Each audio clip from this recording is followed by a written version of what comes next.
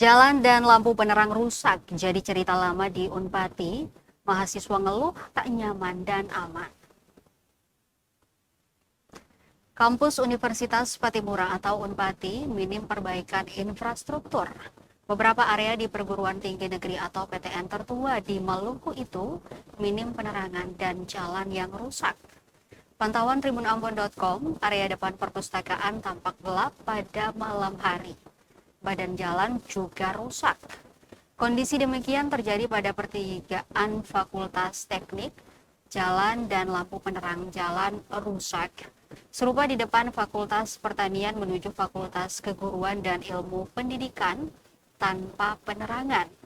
Kemudian jalan rusak menuju Fakultas Ekonomi dan Bisnis serta pertigaan Pujasera. Kondisi itu dikeluhkan mahasiswa, Reinhard salah satunya. Menurutnya, kondisi itu sudah berlangsung lama tanpa perhatian. Padahal aktivitas perkuliahan tak hanya terjadi pada siang hari. Kebanyakan mahasiswa yang berpraktik harus menunggu selesai belajar di ruang kelas, ataupun bagi aktivitas organisasi kemahasiswaan yang kerap hingga larut malam. Baginya, tak hanya kualitas pembelajaran, fasilitas kampus juga harus jadi perhatian demi kenyamanan dan keamanan. Ia berharap pihak kampus segera memperbaiki infrastruktur sehingga mahasiswa dapat kembali beraktivitas dengan nyaman dan aman.